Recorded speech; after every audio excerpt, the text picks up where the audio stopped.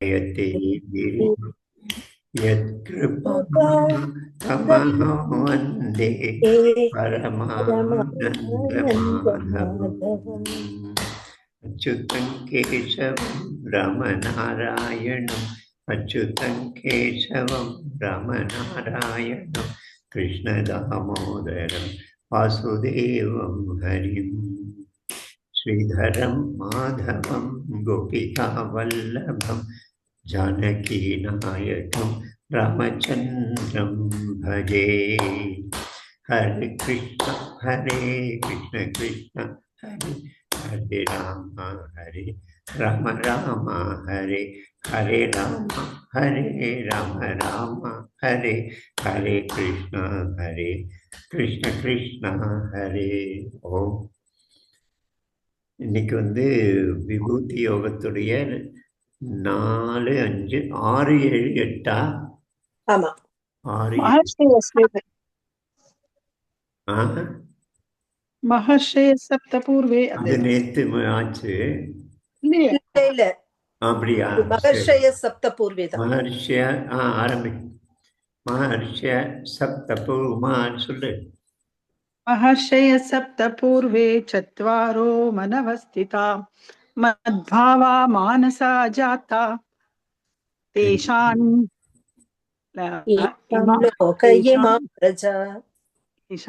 लोक इमाः प्रजाः. ஆமா, அடுத்தது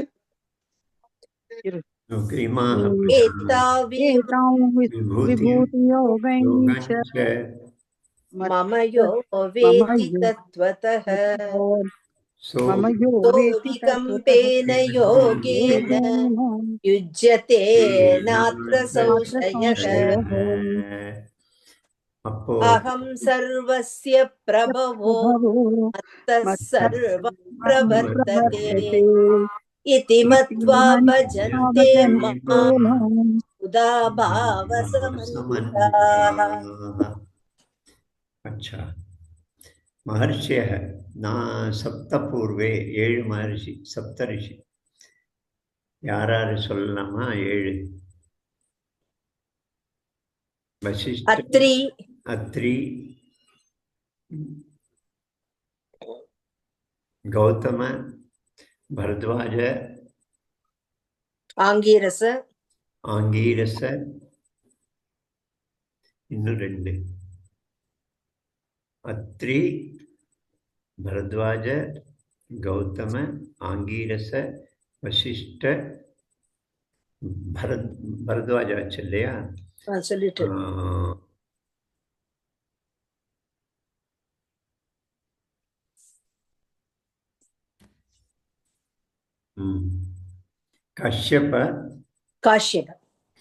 கஷ்யப இன்னொன்று கஷ்யப. महर्ष्य सप्तपूर्वे चत्वारो मनवस्तथा 4 सनत्कुमार, सनक, सनंदन, सनातन 4 मानसपुत्रர்கள், பிரம்மாவின் மானசபுத்திரர்கள். சனத்குமார, சனக, சனந்தன, சனாதனோபியா, சுரபிங்களோச்ச. இவர்கள்லாம் 5 வயசு பாலகர்கள். 5 வயசு, எந்நேரமும் கீர்த்தனையில் இருப்பவர்கள். ஒருத்தர் பேசுவார், மற்ற 3 பேரும் கேட்பாங்க.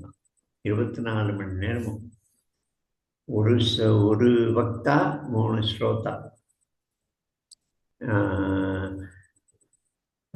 பரமாத்மாவுடைய வைபவங்களை கீர்த்தனை, சங்கீர்த்தனம்.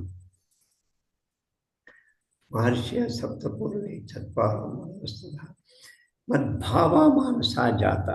என்னுடைய பாவனையில மனவஸ்ததா 14 மனுக்கள்.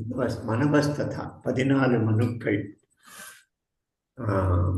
14 நம்முடைய மன்வந்தரங்களுடைய பெயர்கள் எல்லாம் மனுக்களுடைய பேர். வைவஸ்வத மன்வந்தரம் இப்ப நடக்கிறது. 14 மனுக்கள். அப்புறம் இவரெல்லாம் என்னுடைய பாவனையில என்னிடமிருந்து பாவனையில தோன்றியவர்கள். அதிலிருந்து எல்லா பிரஜைகளும் எல்லா பிரஜைகள் மற்ற உயிர்கள் எல்லாம் அப்புறம் அங்கிருந்து பிறந்தது அப்படின்னு சொல்றாரு. இது விபூதியுடைய ஒரு பகுதி. அதாவது விபூதி அப்படின்னா பரமாத்மாவுடைய சிறப்பு விஷயங்கள், பளிச்சுன்னு இருக்கிற விஷயங்கள், வைபவங்கள், சிகரமான விஷயங்கள். ஸோ விபூதியில இவர் எல்லாம் அங்கிருந்து ஆரம்பிச்சு அப்புறம் பிரஜைகள் எல்லாம் தோன்றாங்க அப்படின்னு சொல்றார். மத்பாவ மனசா ஜாத்தா ஏஷாம் லோகயம் பிரஜாः ஏதாம் விபூதிம் யோகஞ்ச மமயோ வேத்தி தத்வதः. இந்த விபூதிகளை யாரு தத்துவமாக அறிந்து கொள்கிறார்களோ சோ விகம்பேன கௌந்தே யுஜ்யதே நாத்ர சம்சயः. சோ விகம்பேன யோகேன யுஜ்யதே நாத்ர சம்சயः. அங்கே இவர்கள்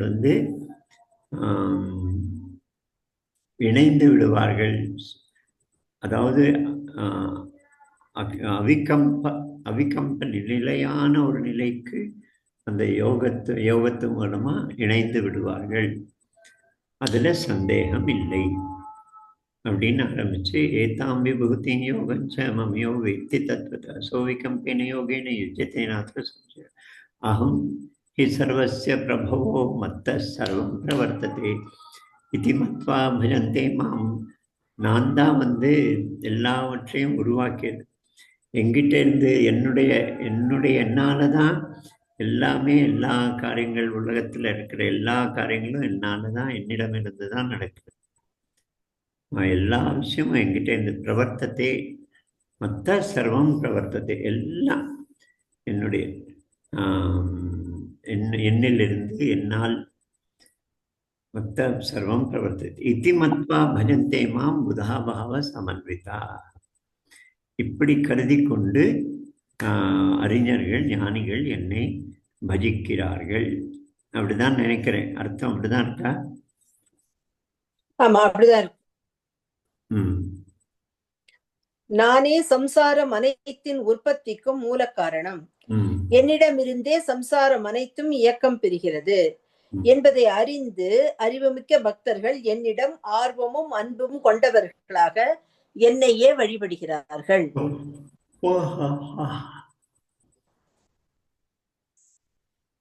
விபூதி யோகம். சோ எப்படி இதுல நம்ம இப்போ இந்த L4ல விபூதி யோகம் இருக்கா? 10வது. ஆமா, இருக்கு. ஓ,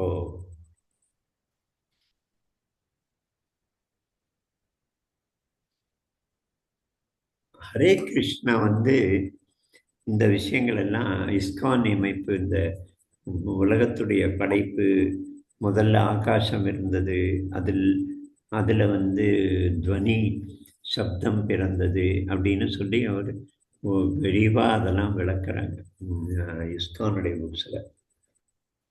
நான் படிச்சதில்லை.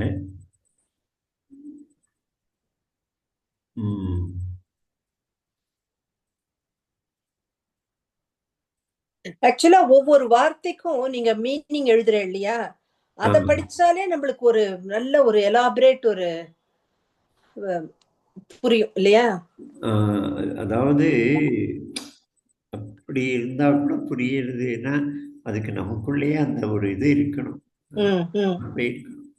நான் புரியாம சிந்தனை பண்ணணும் அத பத்தி திரும்பி திரும்பி. இல்லையே, நிறைய பேர் ரொம்ப வருஷமா இருக்கிறாங்க கீதையில. ஆனா பெருசா அவங்க புரிந்ததா தெரியல. அவங்க லைஃப்லயும் அது ரிஃப்ளெக்ட் ஆறதா தெரியல. கீதை ரொம்ப ஒரு மாதிரி இருக்கு. ஆனா கீதை இல்லைன்னா நாமெல்லாம் வெறும் அந்த சடங்குகள்லயே இருந்திருக்கும். கீதை தான் கொஞ்சம் மேல வரத்துக்கு நமக்கு ஒரு கருவியா இருக்குது. தமிழ்ல இருக்கிற எல்லாமே தேவாரம் திருவாச்சகம் எல்லாம் கூட அப்படிதான் இருக்கு. கடவுள் அதை டீகோட் பண்றதுக்கு ஆளே இல்ல. அதான் பெரிய ப்ராப்ளம். இப்போ கீதை படிக்கிறேன்னா அது ஒரு ரொம்ப ஃபேஷனாவும் இருக்கு, அது ஒரு பொறுப்பெடுத்துட்டு ஒருத்தர் பண்ற அந்த மாதிரி தேவாரம் திருவாசகத்துக்கு இன்னும் ஒண்ணும் வரவே இல்லையே. இல்லவே இல்லை. படிக்கிற இல்லவே ஆள் இல்லை. இல்லை. டீகோட் பண்றதுக்கே ஆள் இல்லை. அந்த தமிழ் இன்னைக்கு தேவாரம் நமக்கு புரிய திருவாசகத்தை மாட்டேன். விட அதெல்லாம் வந்து சிவபெருமான சென்டடாக தான் மேக்சிமம். அதுலேயும் இருக்கு மறைந்திருக்கிற இந்த மாதிரி தத்துவார்த்த விஷயங்கள். ஆனால் எனக்கு வந்து க்ளோசஸ்ட் டு கீதை அப்படின்னா திருமந்திரம் தான் தோன்றுது. க்ளோசஸ்ட் கீதைக்கு நம்ம அது ஒரு கம்பேரிட்டிவாக படிக்கணும். திருமந்திரமும் கீதையும். திருக்குறள் இருக்கு, திருக்குறள் டிக்டேட்ஸ் மாதிரி இருக்கு நிறைய. கீதை மாதிரி தத்துவத்தை சொல்லலை, அதனுடைய அதாவது சிமிலிஸ், அதிகமாக சிமிலிஸ் இருக்கு, தத்துவங்கள்னு திருக்குறள். ஆனால் திருமூலர்ல அது அந்த மாதிரி நான் படித்த ஒரு கொஞ்சத்தில் திருமூலர் ரொம்ப கிட்ட இருக்கு. அன்னைக்கு யாரோ இது அபிராமி அந்தாதி படித்தேன். அந்த அர்த்தம் சொல்லும்போது கூட எனக்கு அதில் கீதையுடைய விஷயம் அம்பாள மையமாக வச்சு இதுதான் அன்னைக்கு நானும் பேசினேன் அதை பற்றி. அபிராமி அந்தாதியில் எனக்கு ஞாபகம் இல்லை இப்போ.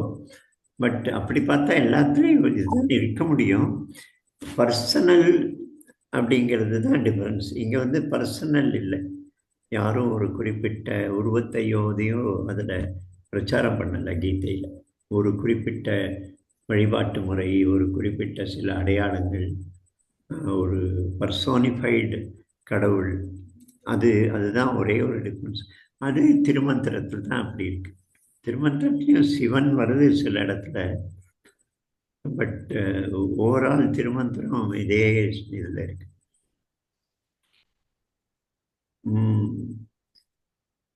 வேற என்ன இருக்க முடியும்? திருப்புகள்ல கூட அப்படி பார்த்தா முருகனை மையமா வச்சிருக்கு. ஆனா சில இடங்கள்ல பிலாசபி, நீ வருவாய் வருவாய்ன்னு சொல்லும்போது எதற்காகன்னு சொல்லும்போது கீதை வருது. சில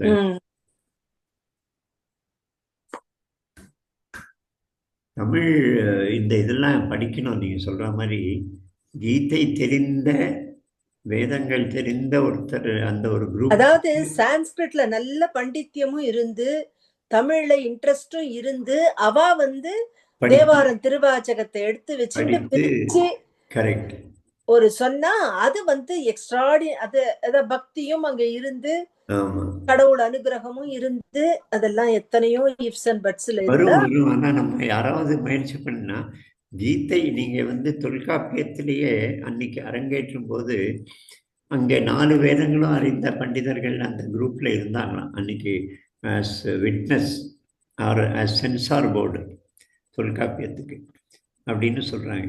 ஸோ கீதை நல்லா படித்து ஆழமாக புரிஞ்சுட்ட ஒரு குரூப் வந்து அதே ஒரு பக்தியோட இந்த விஷயங்கள் எல்லாம் படிக்கணும். திருப்புகழ், அபிராமி அந்தாதி, தேவாரம், திருவாசகம், திருப்பாவை.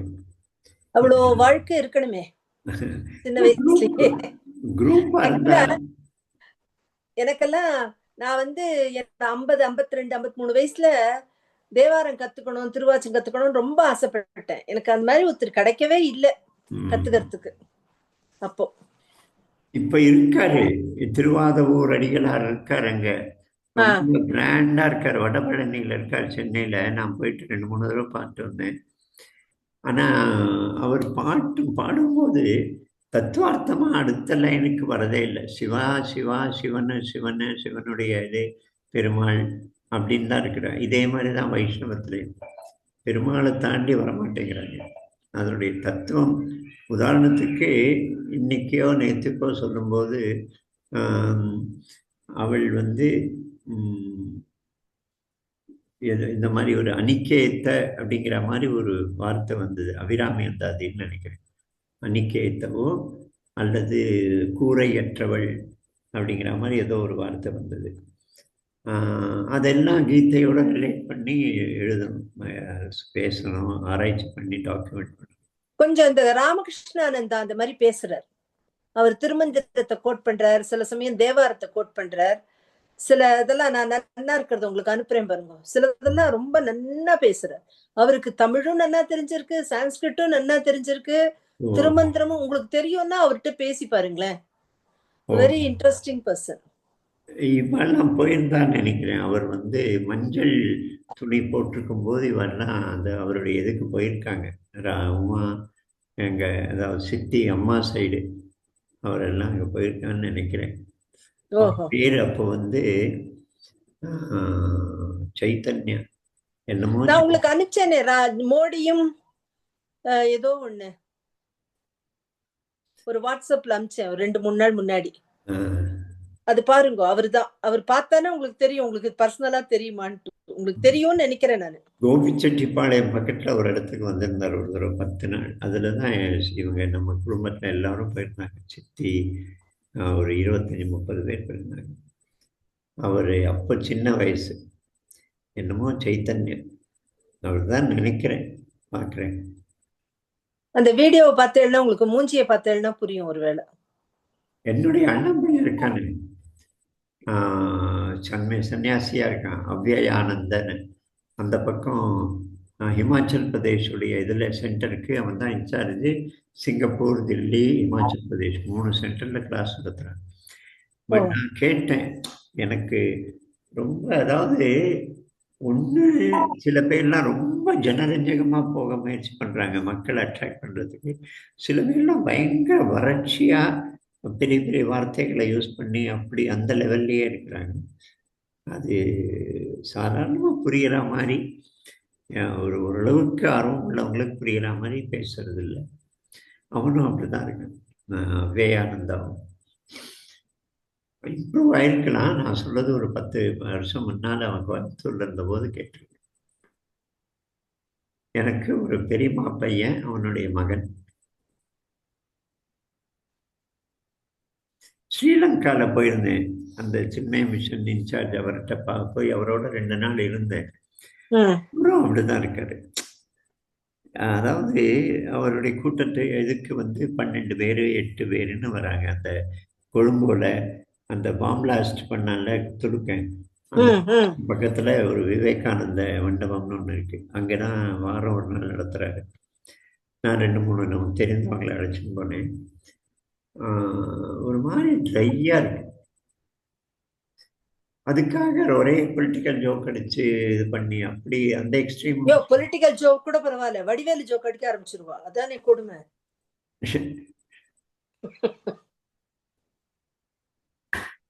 இதுக்காக எனக்கு சில சமயம் தோணும், கீதை பேசுறது சொல்லி கொடுக்கறதுக்கு நம்ம ஒரு பயிற்சி நடத்தலாமான்னு ஒரு சில சமயம் தோணும். ஒரு 3-5 பேரை வச்சு. அதுக்கு நல்லா சான்ஸ்கிரிட் தெரிஞ்சிருக்கணும். தரோவா சான்ஸ்கிரிட் தெரிஞ்சவாளால மட்டும்தான். கலந்து கிழவங்களுக்கும் அப்படி தெரிஞ்சிருக்கணுமே, இல்லைன்னா பிரயோஜனம் இல்லையா நமக்கு தெரிஞ்சு. அவருக்கு சொல்லி கொடுக்கிறவருக்கு மட்டும் தெரிந்தா பிரச்சனை, இது பிரயோஜனம் இல்லை. கலந்துக்கிறவங்களுக்கும் தெரிஞ்சிருக்கணும். அப்போ வந்து அது அவசியமாகும். இல்லைன்னா கீதையை அந்த எசன்ஸை புரிந்து அந்த எசன்ஸை பேசுகிற மாதிரி. இப்போ நம்ம கீதையை பேச சொல்கிறோம், ஸ்லோகத்தை அர்த்தம் சொல்கிறாங்க. அன்னைக்கு வந்து கீதா பரிவாருடைய ஒருத்தர் வந்திருந்தார்.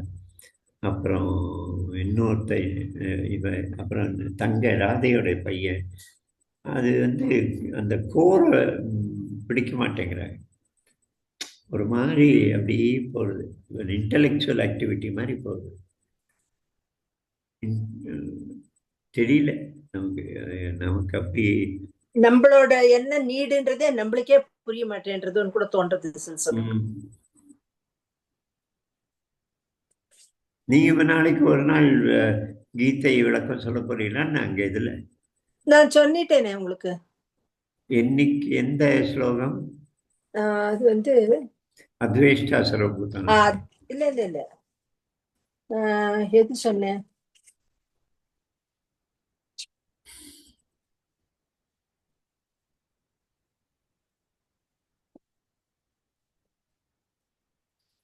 ஏதோ ஒன்று சொன்னேன். பத்திரம் புஷ்பம் ஃபலந்தோயம் அனன்யாசிந்தோம் இல்லையா?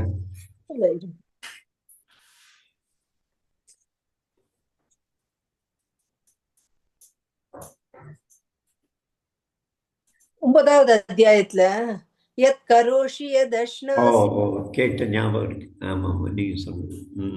யத் கரோஷி யதஷ்னாசி யஜ்ஜுகோஷி ததாசி.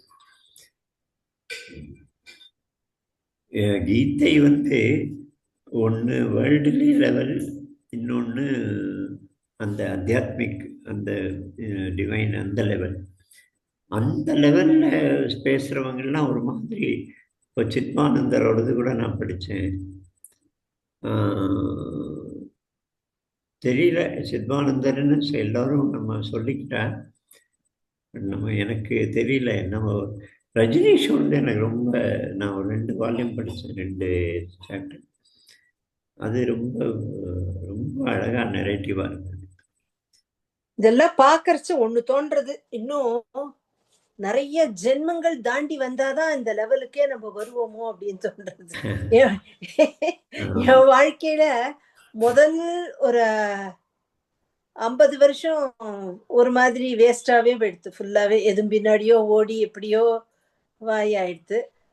அதுக்கப்புறம் இந்த சுப்புக்கு அவருக்கு புக் எழுதி கொடுத்து அந்த சேவரி பண்ணி அப்படி ஒரு 4-5 வருஷம் வீணா போச்சு. இப்ப கீதை புக்கு என்கிட்ட வந்து என்னோட 37-38 வயசுலயே ஒருத்தர் கொண்டு கொடுத்துட்டு போனார்.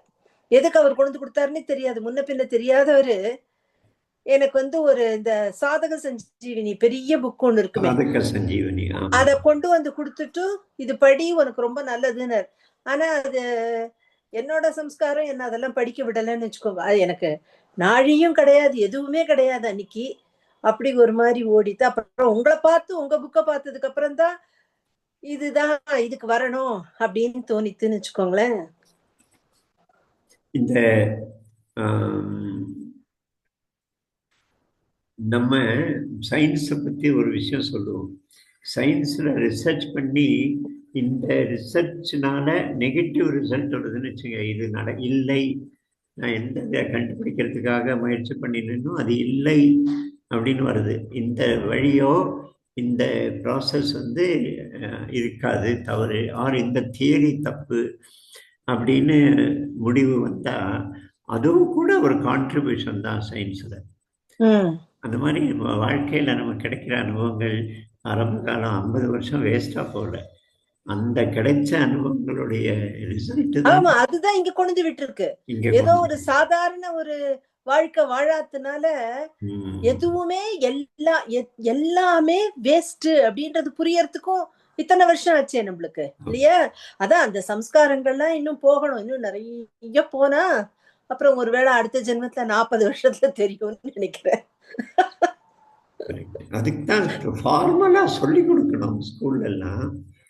ஃபார்மல் ஒரு எஜுகேஷன் சிஸ்டம் ஒரு 5ஆம் கிளாஸ்லேருந்து ஆரம்பிச்சு ஒரு 5-6 கிரேட்ல போகணும். அது இல்லை, அது இருந்தா ஒரு இன்னும் அதிகமான இளைஞர்களுக்கு 25 வயசுலயே ஒரு ஓரளவுக்கு இது வரலாம், ஃபார்மல் இது வந்தா. அதுக்குள்ளதான் இந்த இங்கிலீஷும் ஸ்டைலும் வெஸ்டர்ன் டாமினேஷன் சாத்தியமா இருக்கே. நான் வந்து பேரூர் மதத்துடைய அவர் பேர் மருதாச்சல் அடிகளார்னு, இப்போ பீட்டாதிபதி. அவருக்கு இளையபட்டமா அவர் இருந்தபோது நான் ஒரு நாள் அவரோட டாக்ஸியில ஒரு கிராமத்துல திருவிளக்கு பூஜைக்கு அழைச்சிட்டு போனேன். ஒரு 2 மணி நேரம் 3 மணி நேரம் டிராவல். நான் அவர்கிட்ட சொன்னேன், இந்த மாதிரி நான் கிராமங்களுக்கெல்லாம் போகிறேன், எனக்கு வந்து இளைஞர்களை நிறைய பேர் கேள்வி கேட்குறாங்க, நிறைய கேள்விகள் இருக்குது, ஆனால் எனக்கு போகிறதுல பல தடைகள் இருக்குது. ஸ்கூலு, ஹாஸ்டல், காலேஜ் எல்லாம் போகணுன்னா permission, chief education officer, government officer, கிராமத்தில்ன்னு சொன்னால் அவன் இந்த கிராம தலைவன் அப்படின்லாம் இருக்குது. எனக்கு நான் அப்படியே ஒரு உள்ளே புகுந்து இது மாதிரி போகிறேன், நம்முடைய கரையான் மாதிரி உள்ளே புகுந்து போயிட்டு இருக்கிறேன். ஆனால் நீங்கள் உங்களுக்கெல்லாம் காவி உடை இருக்குது, ஒரு பெரிய மடம் இருக்குது, ஸோ நீங்கள் பாட்டுக்கு எங்கே வேணால் போகலாம். நீங்கள் உங்களுடைய டெய்லி ஆக்டிவிட்டியில் 1 மணி நேரம் இளைஞர்களோட பேசணும், தர்மத்தை பற்றி பேசணும் அப்படின்னு வச்சுக்க முடியாதான்னு கேட்டேன். அதுக்கப்புறம் 2 மணி நேரம் அவர் ஃபுல்லாக புலம்பினார். நான் வந்து எங்கள் பேரூர் மடத்தில் வந்து யானை கஜ இருக்குது, யானைசாலை, கோசாலை இருக்குது, அப்புறம் எங்களுடைய ஆசிரமம், அதில் உள்ள தங்குறவங்க, கோவில், அப்புறம் ஸ்கூலு, அப்புறம் ஹாஸ்டலு, நாங்கள் வந்து கோவிலுடைய ஆக்டிவிட்டீஸு, ஃபண்ட்ஸு, பிரசாதம், எங்கள் ஆசிரமம், அதில் சமையல், அதில் இருக்கிற பட்ஜெட்டு, அதெல்லாம் நிலத்துடைய பாதுகாப்பு, அங்கேருந்து வர்றது போகிறது, ஹாஸ்டலில் இருக்கிற பிரச்சனைகள், அதோடைய மெஸ்ஸு, கேன்டீனு, அப்புறம் எங்கள் school, parents problem, panchayat, teachers panchayat, சத்துணவு, எல்லாத்தையும் நான் ஒரு 15 சன்னியாசிகளோட வேலையை நான் பார்க்குறேன் அப்படின்னாரு. சரி, அடுத்து சன்னியாசிகள் வரவழைக்கிற நிறைய நம்பர்களை வரவழைக்கிறதுக்கான முயற்சி. அதுக்கு முன்னால் அவர் சொன்னார், நான் எங்கள் ஹாஸ்டலில் 800 பசங்க இருக்காங்க, அவங்கள பார்க்குறதுக்கே என்கிட்ட டைம் இல்லை அப்படின்னாரு. அப்போது அடுத்தது இந்த ஸ்டேட்மெண்ட் வந்தது, போன 18 வருஷத்தில் ஒரு பையன் கூட என்கிட்ட வந்து நான் சன்னியாசியாக வரேன், எனக்கு வரணும்னு ஆசையாக இருக்குன்னு சொல்லலை அப்படின்னாரு. வருஷம் 800 பேர் ஹாஸ்டலில் இருக்கிறாங்க. நான் எப்படி சொல்லுவேன், நீ வந்து அவங்களோட போய் பேசணும் இல்லையா, அவங்களோட பார்க்கணும், கிட்ட போகணும், பேசணும், பழகணும், அப்போ தானே அவங்களுக்கு உங்களை மாதிரி ஆகணுங்கிற எண்ணம் வரும். நீங்கள் போகவே இல்லைன்னா நீங்கள் 15 சன்னியாசிகளோட வேலையை நீங்கள் தான் செய்யணும். எதுக்கு செய்யணும், நீ க்ளோஸ் பண்ணிடுங்க ஹாஸ்டலை, ஸ்கூலை, நமக்கு மெயின் தர்மம் தானே அப்படின்னு சொன்னேன். அதுக்கப்புறம் அவரோட கர்மா அங்க அதுல போய் மாட்டின்னு இருக்கோன்னு என்ன பண்றது, அதான் அவரோட சம்ஸ்காரம் அங்க மாட்டின்னு கொடுத்து அவரோடது, அதுக்கு மேல தாண்ட முடியல அவரால, அங்க போய் அவர் சிக்கிட்டார். இது எல்லா மடங்களுக்கும் ப்ராப்ளம். அதனாலதான் நம்ம இந்து மதமே சொல்றேன், தனித்தனியா தான் பண்ணணும்ன்றதுன்றது காரணமே இதுதான். ஏதோ ஒண்ணுத்துல போய் மாட்டின்றுவோம்.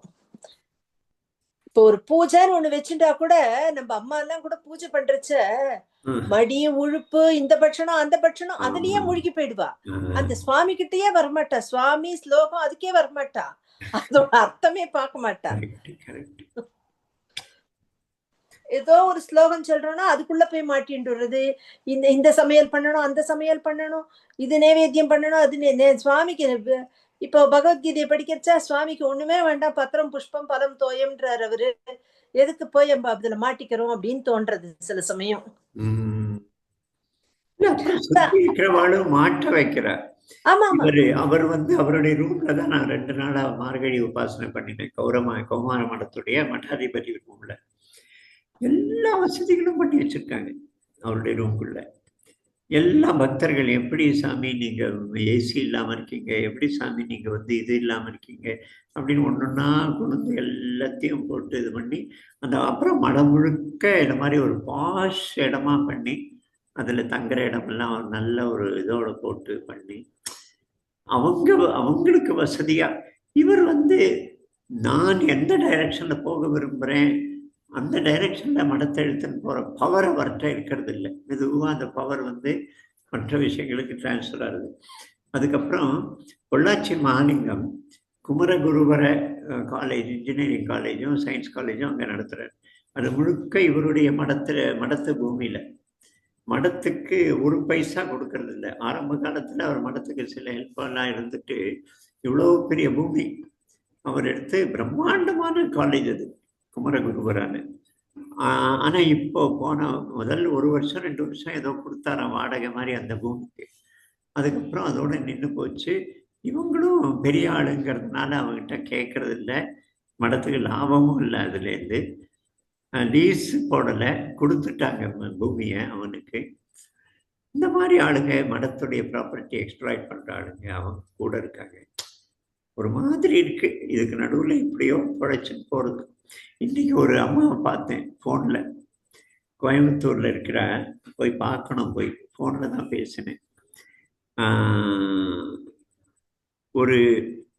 ஒரு பூமியெல்லாம் கிடையாது, ஒரு சின்ன குடிசை மாதிரி யாரோ உறவுக்காரங்க வீட்டில் சின்ன ரூம் ஒன்று போட்டிருக்கா. கல்யாணம் பண்ணிக்கல, அதனால் அவங்க உறவுக்காரங்க வந்து இந்த ரூம்குள்ளே இருந்துக்குங்கன்னு இருக்கிறாங்க. சும்மா டெலிஃபோனில் பேசும்போதே அவங்கள அறியாமல் திருவாசகம் பாட ஆரம்பிச்சிட்டாங்க. அப்புறம் நான் வந்து இன்னொரு தடவை பாட வச்சு ரெக்கார்ட் பண்ண சொன்னேன். ரெக்கார்ட் பண்ணிட்டு அதாவது ஹை ஃபிலாசபி பேசுகிறேன். ஒரு சாதாரண ஒரு கிராமத்து கவுண்டர் அம்மா. ஸோ அவங்களுக்கு சிஷ்யர்கள் கிடையாது, ஆனால் அவங்களோட இன்ஃப்ளூயன்ஸ் இருக்கும் நிச்சயமா சமுதாயத்தில் சுற்றி இருக்கிறவங்க மேலே. ஒரு மாதிரி இருக்கு. இது ஒரு பக்கம் ஒரு பெரிய ராஜாக்கள் மாதிரி சன்னியாசிகளும் மடங்களும் இருக்கு.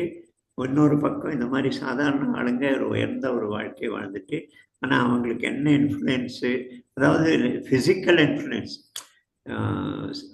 என்ன சொல்றது, அப்ட்ராக்ட் லெவல்ல, சட்டில் லெவல்ல அந்த வேவ் லென்த்து நிச்சயம் இன்ஃப்ளூயன்ஸ் இருக்கும். பட் தெரியல, இந்த மாதிரி ஒரு விஷயம் இருக்கு. இந்த விஷயம் இதெல்லாம் வடக்கையும் அப்படிதான் இருக்கு. சன்னியாசிகள் பலர் வந்து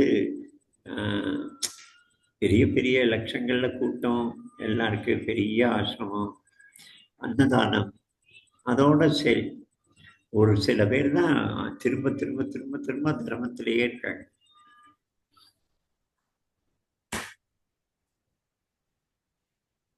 முடிச்சுக்கலாமாஜி? சரிம்மா, முடி. யோகேஷம் சச்சிதானந்தம் வாசுதேவம் व्रजप्रियं धर्म संस्थापकं वीरं कृष्णौ वन्दे जगद्गुरुं श्री कृष्णौ वन्दे जगद्गुरुं। जय श्री कृष्ण। सर्वं कृष्णार्पणमस्तु। जय श्री कृष्ण।